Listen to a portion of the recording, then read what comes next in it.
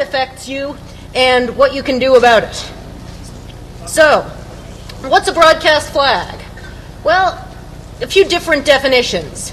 Legally, it's a rule that forces DRM onto free over-the-air digital television broadcasts. Does that, by a technology mandate on DTV tuners. Anyone who manufactures a device capable of demodulating the HDTV signal must bake in DRM as of July 1st, 2005. Specifically, broadcast flag is metadata that goes along with the ATSC signal, telling you what you can or more likely can't do with that signal. Every tuner device, again, has to watch for and recognize that flag and implement it in a tamper-resistant, non-user modifiable way so that if the signal is flagged do not copy, it can't let you copy it. We have here a PC with an HDTV tuner card. The display there is displaying HDTV that we captured over the air in our San Francisco office just last week. I think it's showing CSI, one of the few but growing number of shows that's being broadcast in HDTV. We captured that to a couple of big disks that we've got in this machine, and once we've got that file, it's unencrypted, MPEG-2, we can do what we want with it. We can pause live TV, we can play it back, we can store it for later viewing, we can take excerpts from it to use in our critical reviews. In other words, we've got complete flexibility to make fair uses of this content. Motion picture studios don't like that, and that's why we got to the broadcast flag. It affects digital over-the-air television. It doesn't affect premium cable or satellite television or analog television. So this is one very specific class of the kinds of things you can receive on your television, but it is the class of signals that Congress has said in the Telecommunications Act are the kinds of signals broadcasters should be transitioning to from the current analog broadcasts, and in order to encourage their transition, they've helped the motion picture studios along with these restrictions on what we as individuals can do with those signals. Why should you care now? Well, the broadcast flag takes effect July 1st, 2005. As of that point, it becomes unlawful to manufacture or import tuners that give access to the unencrypted digital signal. So you have 334 days left for unencumbered digital television, but any tuner device you buy now will continue to work. If it ignores the broadcast flag now, it'll ignore the broadcast flag 335 days later. Buy tuner cards now. 34 shopping days? Not all of those are shopping days. How did we get here? Well, this is a cartoon from the time of the Sony Betamax case, when the motion picture studios sued Sony for manufacturing the Betamax, this old-style VCR that could record over-the-air television, not digital at that time. And the lower court ruled that the VCR was illegal because it could be used for copying without authorization of the copyright holder. Cartoonist here asked, which one of these is illegal? And the Supreme Court, of course, later reversed that decision, telling us that because time shifting was non-infringing fair use, the VCR was capable of substantial non-infringing uses. Even if some people who used it were rank pirates, other people who used it were making non-infringing fair uses, we wouldn't outlaw the technology. And that's been the spur that's allowed technologists to continue making not only VCRs, but TiVos and MP3 players, all sorts of devices, confident that because they had substantial non-infringing uses, they could make their technologies without asking permission from the movie studios first. Do you have a question in the back? I was wondering if that won't be the same case when they make it illegal, someone challenges the law. We are challenging the law, and we're getting toward that. So Seth is going to explain a little bit of the history of how we got to the broadcast flag from that case 20 years ago when the Supreme Court said VCRs are good. Yeah, I wanted to talk about the history, particularly because I've been working on the broadcast flag issue for about 3 years. So it's really been, I've been with it for a while, and I would be glad to talk about the history for much longer if anyone is interested, but I'm going to try to cram it down and give some of the highlights. So in the good old days, in the heyday of user rights under copyright law, there were very few legal restrictions inspired by copyright on what kind of technology people could make and distribute. There were a series of excellent user rights cases that protected people's right to make and to sell copying technology, even protected their right to break encryption imposed by copyright holders, and protected their right to reverse engineer and interoperate with devices and media formats without prior permission. All of these things were in the past upheld by the courts. That doesn't mean that Congress, for example, can't change the law to add and create new restrictions. That is exactly what Congress did most famously with the Digital Millennium Copyright Act. The Digital Millennium Copyright Act changed the outcome of a number of those pro-user rights cases. There was a deal between the industries that were interested in the DMCA. The deal was called no mandate. The theory was, if you have encryption or another technical measure that restricts how people can use something or how they can interoperate with something, it will be unlawful to defeat that encryption. But there will not be any new or additional regulation on how people can use open formats, even if they know or if they have reason to know that a copyright holder disapproves of how the open formats are being used. So the DMCA doesn't provide absolute control over technology in every situation. It provides a very broad and powerful control over technology in the case where encryption is present and where technology is proprietary. So in that sense, you could say that the DMCA had the effect of dividing the world into the proprietary world, where you can't touch things without permission, and the open standards world, where you can still do what you like. In the proprietary world, the theory is, get a license if you want to interoperate. Go negotiate. Go get prior permission. In the open world, the protections of the prior court cases protecting technology are still effective, and even if copyright holders are unhappy with the scope of technology, with the scope of what it allows you to do, they don't get a veto over your design decisions within the open technology world. That's the world of open standards like HTML, like text files, like MPEG-2 files, like OGG files, like MP3 files. So the industry has this private licensing ideal. I have a lot of regret about this ideal because it's become so pervasive that it's hard to get people even to remember that there was a time when this was not the case. The current theory under the DMCA is you can't get our content without agreeing to our rules about how it can be used. This is enforced with encryption. When the works are published, they're encrypted, triggering DMCA protection. And thus, if you choose to interoperate with the content, to interoperate with the medium, to interoperate with the technology without permission, you'll be a DMCA violator, as the courts have interpreted it. The industry feels that DVD is the fundamental vindication of this approach, because DVD is a proprietary licensed technology, and people agreed contractually to various restrictions on the feature set that they could implement when they implemented DVD. A lot of people feel, there's a question? Yes, quickly, what differentiates open versus proprietary for purposes of this discussion? A legal term called effective, whether something in the ordinary course of its operation, a vague term, effectively controls access or effectively protects the right of a copyright holder. There are lots of court cases trying to define effective, and that's a complicated legal question. But it's very important. They have to actually do something in order to prevent you from interoperating. And what they do has to be at least powerful enough that you would have to do something to get around it. And that's very important because what we're going to see with the broadcast flag is an erosion of that standard into, even if you don't have to do anything to get around it, people will try to impose additional regulations on you. But the DMCA did not go that far. So a lot of people in industry feel that that DVD was this great vindication because DVD was this industry licensed thing. It uses encryption. As we discovered in the Corley case, it triggers DMCA protection. And it's popular with consumers. And so they say, but if we didn't have the DMCA, we never could have done this. And so this is, in the view of a lot of industry people, the new norm.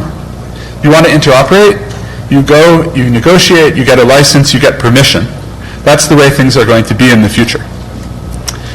We don't really like that, but that's the industry view.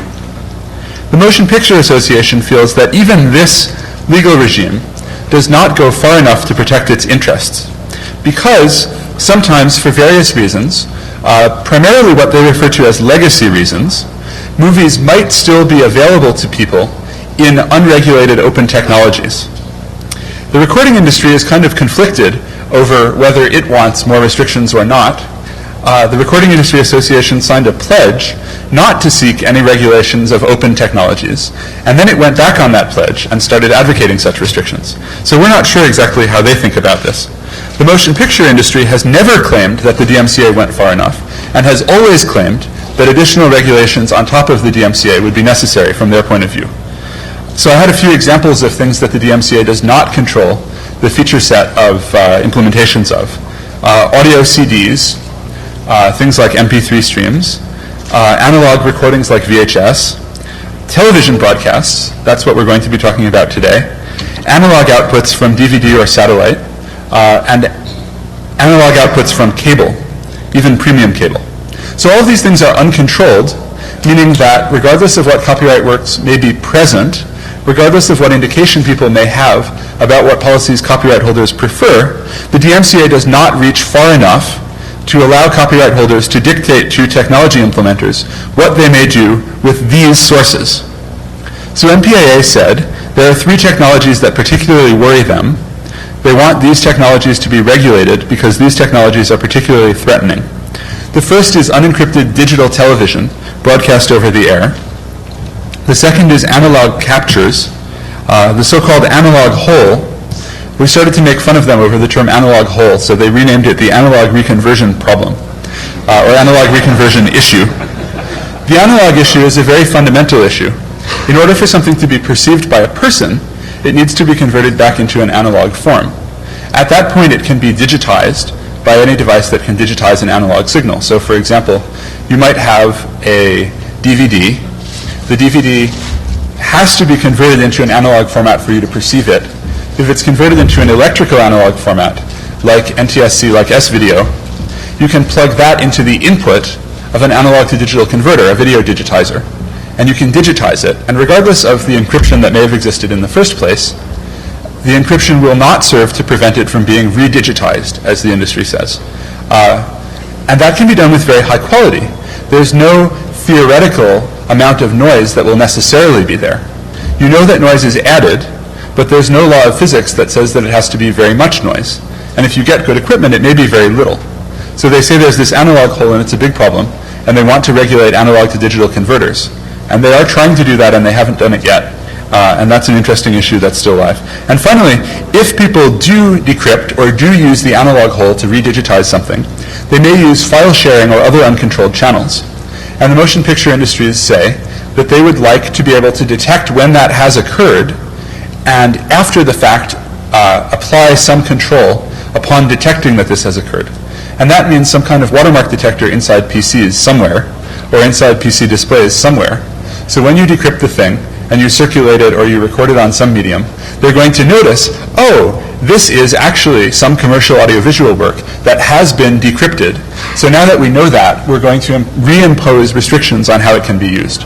And MPAA has said very publicly and repeatedly, especially during the tenure of former MPAA President Jack Valenti, who recently retired in favor of Mr. Glickman, former Secretary of Agriculture. They've said they're going to seek these 3 additional regulations on top of the DMCA, because all of those 3 technologies are essentially open standards or open formats that the DMCA regulation does not reach. So Fox News Corporation in 2001 invented something that they called the broadcast flag.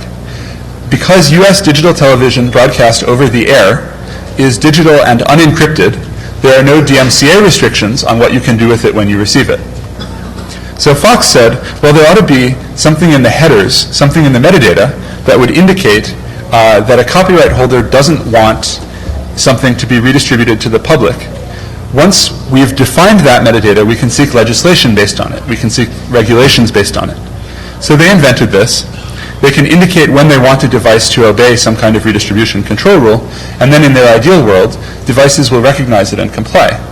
I asked one of the people who invented the broadcast flag back in 2001, why would a device maker comply with these restrictions? And his first answer was, well, they recognize that it's the right thing to do. His second answer was, they recognize that they have a shared interest in the continuing viability of commercial audiovisual content distribution. And his third answer was, we might need to seek a little regulation of some sort. The third answer turned out to be the most powerful answer of those three. So the Standards Committee allocated them some space in the headers in a thing called the PSIP table, which contains things that describe what's on, like a program title or a program rating, similar to where they have closed caption data. So the Standards Committee said, and you can have this flag indicating whether you want to claim redistribution control or not. But they didn't say that it meant anything or that anyone had to do anything about it. They just said you can have this header. So then people went to the Copy Protection Technical Working Group, where we frequently participate, and said, let's have a discussion about what this flag should mean. What devices ought to do when they see the flag in this unencrypted stream? How should they react? So essentially it was a big negotiation where a bunch of people wrote some legislation, but they didn't call it that. They called it a technical discussion about what the right way for a device to respond would be. And it happened to include things like, well, the device should be hard for users to modify because they might remove this protection. So it actually read like legislation. It even had legislation section numbers. They called it like X.2, code section X subsection 1, code section X subsection 2, but they didn't call it legislation. And then they had a big political argument for the better part of a year about whether they had reached a consensus or not. And at the same time, a lot of people were lobbying Congress and saying, look, this industry group is coming up with this thing. You ought to make it the law that devices that receive TV should follow these rules that we in industry have written. The Congress flirted with this a bit and then kicked it over to the Federal Communications Commission, which opened up a docket, which went on for a long time, lots of comments, lots of arguments, about whether the FCC should impose these rules or some other rules on device manufacturers who make digital television devices. If they didn't do that, the devices would keep on ignoring the flag, because this is a standard that's been standardized. People are broadcasting in this format. There are devices out there that receive this. So in the absence of a law, as we found, devices would not obey this. They would not react to it. It would just be, oh, that's some interesting metadata. Okay, we don't care. My analogy is, imagine if your email could have an X no forward header, indicating that you didn't want a message to be forwarded to anybody. And then you say, user agents ought to detect the presence of the no forward header in email and obey it. They ought to refuse to forward an email message that has the no forward header. So of course the only way you can do that is make it illegal to write a mail user agent that fails to respect the no forward header. There is the slight inconvenience that the email standards, RFC 822 and so on, are public standards with no encryption. So you have to rely on fining or imprisoning those people who choose to continue to implement the public email standards without respecting your no forward header. That is exactly what the Motion Picture Association successfully asked the Federal Communications Commission to do. Their main arguments were, it's not safe to have unencrypted HDTV programming because file sharing will destroy our markets and various things like this. They also said the industry is converging on DRM. Everyone in industry has agreed that DRM is the norm. So now it's kind of weird and retro and legacy to have an unencrypted media format. And at the very least, you can steer the content out of the unencrypted media format into the more modern DRM proprietary format, because that's where industry is going. They said this is just the beginning of a larger framework to control infringement, so if it's not complete in itself, you at least have to make your journey of 1,000 miles begin with a single regulation. And finally, the most powerful argument was, we will not provide our content for digital television broadcast unless you adopt a rule. That was the key argument. The argument was, we're going to boycott the digital television transition if you don't do this. And the digital television transition is very important to the FCC. From the point of view of Congress, it's perhaps the most important thing that the FCC is now undertaking. And so when essentially all of the major movie studios and some of the networks that they owned and were friends with said, we're going to start boycotting this transition, we're going to have to withhold our high-quality content. Our joke was, hey, nice television format you've got here. It'd be a real shame if something happened to it. So that was a fairly persuasive argument. We and some technology companies said, this is a bad idea. First of all, these files are huge. On here, they're about 6 gigabytes per hour. So it's kind of hard to imagine that people are actually going to send them over file sharing networks. It's not like an MP3 track where you've got like 2 megabytes. If you record an hour show, it's going to be 6 gigabytes. That's kind of difficult to download for most people. So maybe that's not going to be such a big threat. We also said as a policy matter, this is a really bad idea. It's going to make digital television technology cost more and do less. It's going to be bad for innovation because there will be these gatekeepers. You need to ask them permission. That hasn't been the case before. It will be bad for fair use because it will inevitably prevent people from doing some lawful things with their television programming, such as sending clips to family members or a lot of other things. It will be bad for open source because you won't be able to implement it in open source because of these tamper resistance requirements, these robustness requirements, euphemistically.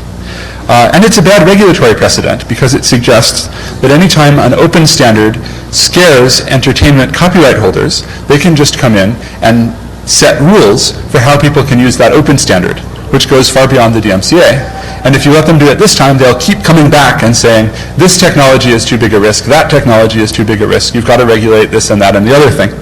Finally, it won't work well because there are lots of holes.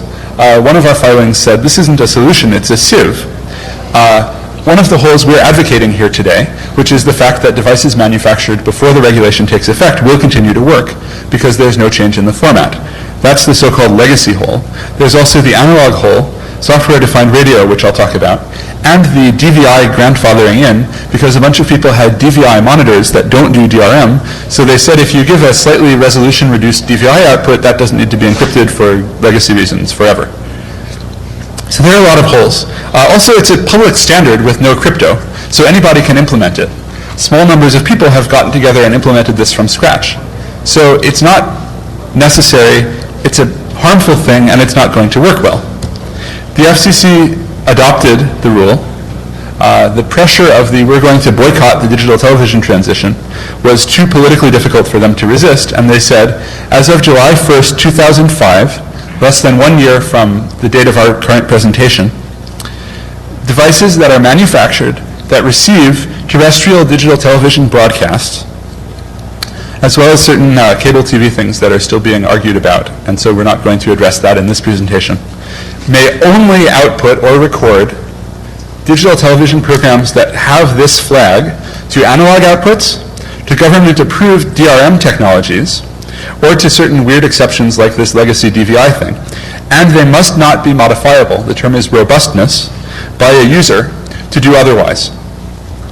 So all of your DTV receivers have to be tamper-resistant. There is a court challenge led by Public Knowledge. We are a party to the court challenge. A bunch of nonprofit groups are saying that the FCC lacked authority to impose the broadcast flag rule. We heard yesterday that people in the movie industry are not giving us very good odds with this challenge. We're optimistic because we think that there's no precedent for the FCC doing something like this without express congressional authority. Congress didn't specifically say that they could do this, and the court challenge is just getting started. We'll see where it goes. The broadcast flag is very strange because there's no encryption, there's just this legal regulation. It sends a really weird message. As we parse the message, it is, if your open standard is too threatening to copyright holders, it can be made proprietary retroactively through legislation or regulation. That's a scary message to us. And as we've seen, copyright industries are also targeting other technologies, such as analog to digital converters, potentially digital to analog converters, file sharing software with legislation like the Induce Act, and recently digital radio, which like digital television is also unencrypted, and they've argued that that's an unreasonable risk, so that the receivers should be regulated and forced to apply DRM. So I'm going to go back to Wendy for a continuing discussion leading into our cool personal video recorder project. Thanks, Seth. So as Seth was saying, the broadcast flag is weird. Broadcast flag is weird technologically because of all of the problems with implementation and the technical realities that it doesn't take account of. It's also weird from a copyright law perspective. Traditionally, U.S. copyright law is to promote the progress of science and useful arts. Copyright law gives a basket of exclusive rights to the copyright holder in order to promote public benefit, public access to those works, and after the expiration of the copyright, their entry into the public domain. The copyright law started out at the founding a fairly narrow bundle of rights, a narrow set of rights, and a narrow restriction on what the public could do. You couldn't copy, vend, or distribute charts, maps, and books, and the founder's copyright. Now you can't reproduce, distribute, make derivative works of, publicly perform, publicly display, or publicly digitally perform anything that a copyright holder has fixed in a tangible medium of expression, and anything and everything can be subject to copyright as soon as it is fixed, as long as it's original. But at the same time, copyright is still fairly narrow. Copyright has been expanding, though, through anti-circumvention. Anti-circumvention law says that if a copyright holder applies digital locks to a work, then it's a violation of the law to circumvent those copy controls, to break those digital locks, even if what you were doing would not be a violation of copyright. So copyright law has the fair use exception. It's a fair use, and not an infringement of copyright, to take an excerpt from a movie to use in your critical review, or to take a quotation from a book and use it in your news report. Not a violation of copyright, but if the copyright holder has put a digital lock on the work and you need to break that digital lock in order to get the clip to make your fair use, you might be circumventing.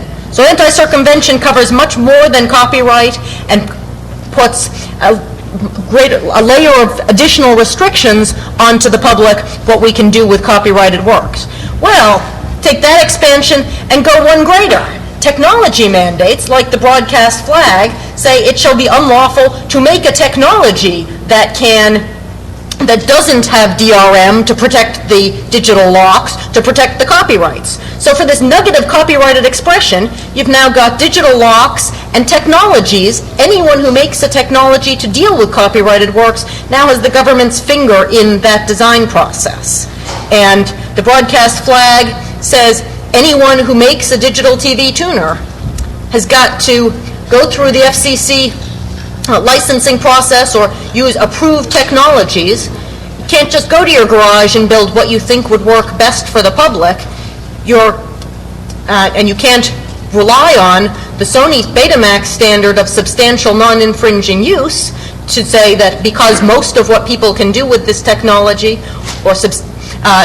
is non-infringing and fair, our technology is good. Instead, you're stuck with get approval first, and promising technologies are unlikely to see the light of day because of that kind of restriction. And the way in which that process becomes political gives a very significant negotiating leverage to copyright holders. Because now that there's a political approval or disapproval process, there's an opportunity for copyright holders to say, we don't trust that technology, we don't like that technology. And their reason for doing that may be some kind of marketplace reason that's unrelated to their stated reason. So that's an additional risk from this. So what does this mean for the public?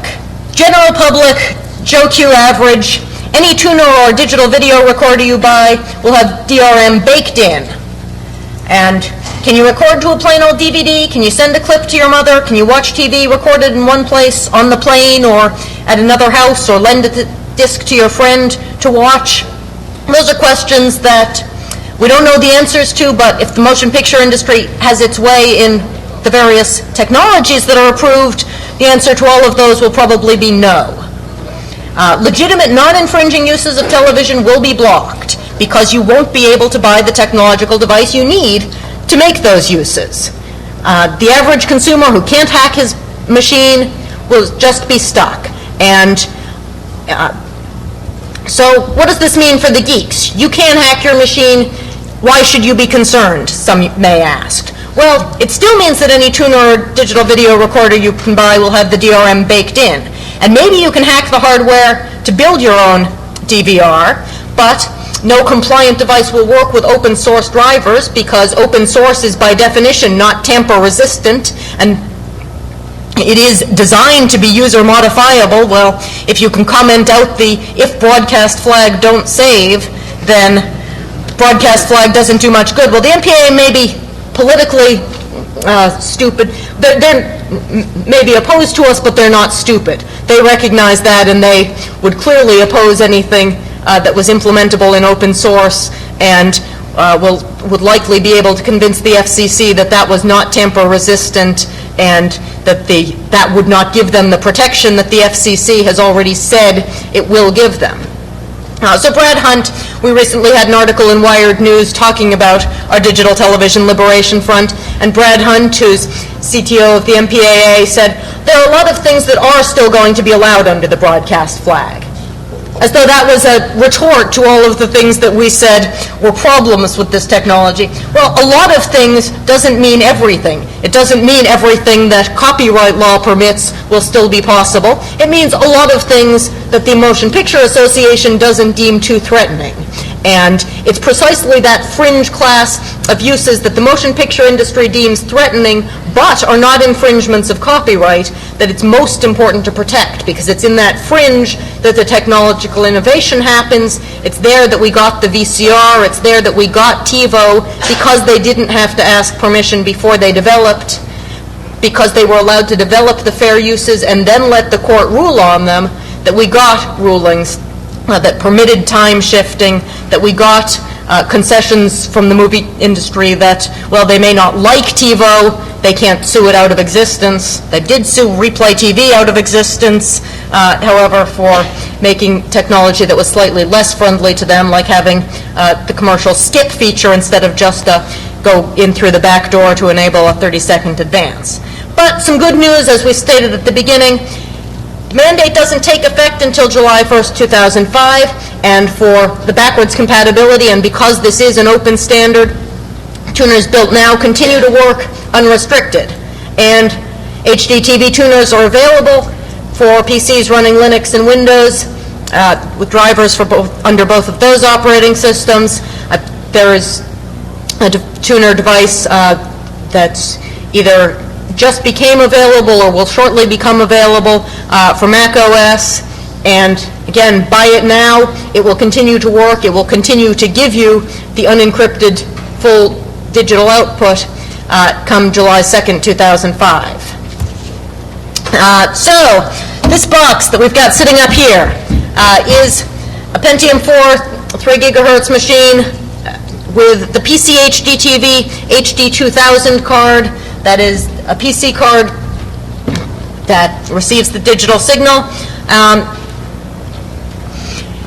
running on any flavor of Linux. This one happens to be running Debian with the software package MythTV. MythTV is a free open source software package that's been developed collaboratively by a team of developers. It was started by Isaac Richards. You can find it online at mythtv.org. And there's continuing development to integrate HDTV drivers and improvements to use HDTV even better than it already is, but stock works well with HDTV. Projects like KnopMyth, making live CDs that you can boot off the CD and make a little front-end machine or install from the CD to make the DTV recorder machine. This machine here is a TiVo on steroids. This machine can record live over the air, HDTV or standard definition television. It can pause live TV. It can schedule updates. It has a programming guide. So MythTV opening screen.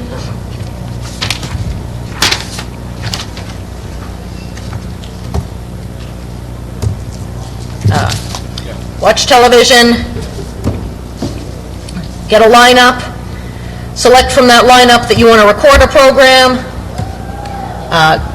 come into the program guide, watch the program, choose from other programs up there, few screenshots from some HDTV content. And Myth TV isn't limited to...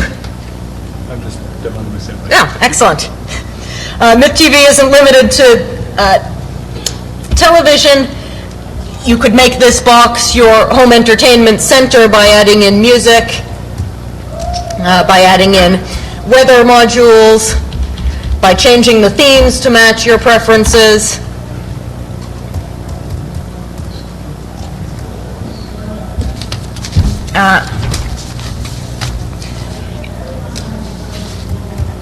And if you want to see more of what you can do with Myth TV, EFF has a live demo going in our booth. Although we don't seem to get enough reception inside to record the live TV, you can see from any of our collection of stored programming, all of this stuff is stuff that we recorded off the air in our San Francisco offices with either this antenna or an aerial on our roof. No cable subscriptions, no monthly fees to a provider. All of the data is available free over the web. And the beauty of this technology is that it is expandable by its users. As an open source project, Myth TV is developed by the people who use it. If you want a capability that's not in there, you can program it yourself. You can work with friends or developers to add it in there. So you don't have to ask permission from the motion picture industry. You don't need to get a big consumer electronics company on your side. You want to record to DVD?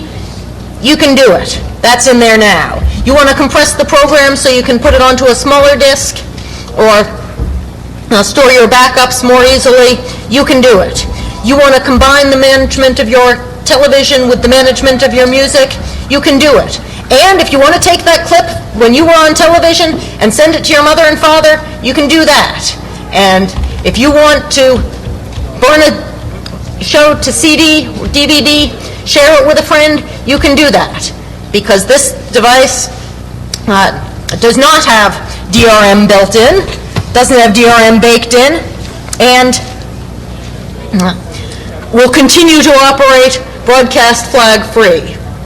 The good folks at PCHDTV.com have offered EFF and EFF listeners a discount on the PCHDTV card, although we're not endorsing any products. This one works under Linux and it works quite well. And we thank them for their generous donations to EFF in conjunction with purchase of the card. We have flyers describing that at our booth. EFF is working to build public awareness of this. We're working to build these machines as contrasts to what's likely to be coming out of the Consumer Electronics Hollywood approved. And we're working to get these out into the marketplace so that people like you who understand the technology can get broadcast flag unencumbered HDTV. We're building up a cookbook to explain the installation process further and to help other people get their very own HDTV boxes running. But this isn't the only issue. Yeah. It would be great from the point of view of something like Consumer Reports, perhaps not Consumer Reports itself, if you had the contrast of what the state-of-the-art is with what the state of the licensed or authorized art is, because it can be a wide gap. And that's one of the upsetting things about DVD, that paradigmatic example of industry cooperation and negotiation. It's so far behind the state of the art, and anyone who wants to do something that might improve it unilaterally gets sued. So it's great to build up these contrasts between this thing and the functionality that the studios might approve. Okay, the other thing is GNU Radio. GNU Radio has been the subject of an entire talk by its lead developer, or by another developer, probably both, at previous DEF CONs. I hope that all of you were here then and heard the GNU Radio talk. We're not going to try to repeat the entire GNU Radio talk in our remaining 6 or 8 minutes. I'll tell you briefly how GNU Radio works. You have a frequency converter, like that in a cable modem tuner, that allows you to select input frequencies from a wide range of input frequencies. You select a particular range and it will downconvert that into an intermediate frequency range. You then have a really fast analog to digital converter. The one that GNU Radio people have been using does 20 million samples per second, and you just digitize part of the radio frequency spectrum. Because if you have a 10 megahertz radio wave, you can just use the analog to digital converter, take samples of the radio wave, and get a digital representation of the radio wave. And then you can save it without even interpreting it. GNU Radio is then open source software that can be used to interpret the spectrum sample after the fact. You can essentially develop plugins that let you demodulate and interpret particular kinds of signals, and new plugins can be added all the time. You can add one. It's an open source project. So it can be extended over time and come to understand more kinds of signals. The question of how the FCC feels about GNU Radio is very interesting. The GNU Radio is an example of a science called software-defined radio, in which software rather than hardware circuits define how a radio receiver or transmitter will behave. The FCC, in its broadcast flag order, recognized in response to our comments that software-defined radios are an interesting issue. I'm not sure if that was their term, but that's the spirit of it. For the broadcast flag, GNU Radio is intended to be modified by end users. It's published as source code to facilitate people's understanding and to facilitate modification. So we believe it's protected by the First Amendment. And incidentally, GNU Radio, much like that card, is capable of receiving ATSC. That's the digital television standard used here in the US. It can demodulate it and save it as MPEG-2, much like that card, except a lot more expensive and a lot slower, but more scientifically interesting. GNU Radio is about 40 times below real time. In other words, if you're using this card, you can watch live HDTV. If you're using GNU Radio, you save it, then you wait 40 hours while it does a lot of math, and it calculates your digital television program out of the radio frequency sample. It does the math to calculate, which television program is it that would have given rise to this weird radio object? Why, this television program, of course. So this is a famous slide similar to what you've seen up here. This was from a full motion MPEG stream that was calculated by GNU Radio from an off-air broadcast on NBC. This is from Law and Order. So the way that SDR will be treated by regulators is still quite unclear. There are other kinds of regulations on certain receivers and transmitters that may be harder to enforce in a software-defined radio environment. GNU Radio has so far only been used to receive signals, not to transmit them, but it could be used to transmit as well. The commercial software-defined radio industry says that the right way forward is to have tight control of the code that's used to form the waveforms that get transmitted by software-defined radio transmitters. That wouldn't bode well for GNU Radio's use because GNU Radio is designed to be modified by end users. But this technology is not some magical thing or some obscure thing that only a few people know how to do or that only a few people have implemented. Any signal processing software, even MATLAB, for example, MATLAB happens to come with code, sample code, that can demodulate, probably be 100 times below real time, but it has the technology to demodulate radio signals like digital cable using QAM. Even sound cards for a sufficiently narrowband signal can be used for the analog to digital conversion. So this is not some esoteric thing. This is like MATLAB and a sound card, only a little faster. Really, software-defined radio is just math. Mathematics has been widely implemented, so it might be kind of difficult to regain proprietary control over it. Now, one approach to regulating it as a result would be to target the hardware, because to get the thing into your computer, if you can't regulate the math, you can regulate how the math talks to things, perhaps. So there are proposals to regulate both fast digital to analog converters and fast analog to digital converters because of the flexibility that people can get with software-defined radio and anxieties about that. There have not been any FCC rulings that I would call definitive in this area. But there are so many pieces of software and so many pieces of hardware that perform the parts that make up a modern digital communication system. It's quite difficult to regulate it. I want to say FFT is not a crime, so that we can add to the stickers the fast Fourier transform, which radio uses. So we've come to the end. We have a page about the broadcast flag, devices that don't react to it.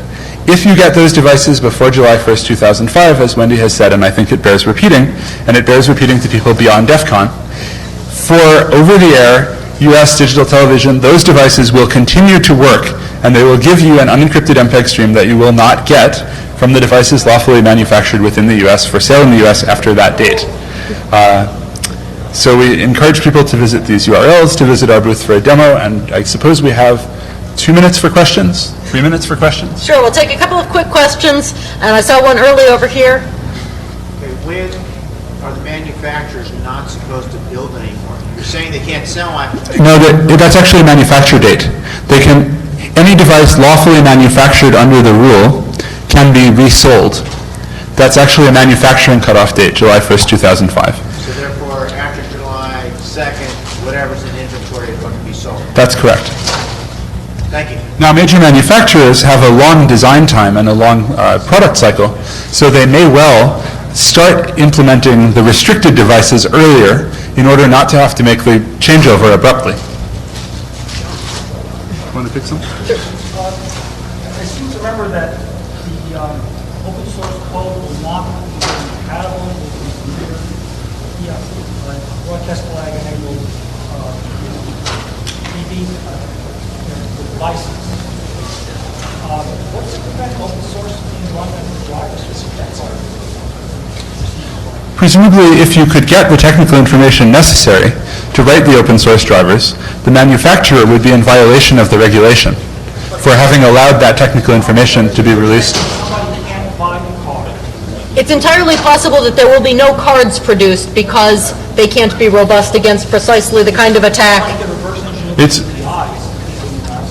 It's also certainly likely that people will successfully attempt to defeat the regulation in that way, but their efforts and the products of their efforts may be unlawful, and the future generations of the cards may be legally required to take more countermeasures. Okay, we're being told it's time. I'm sorry we couldn't take more questions, but we are continuing to demonstrate this at our booth today and tomorrow. Please join EFF, help us continue this fight, and please buy your tuner cards while you can. Thanks. Everybody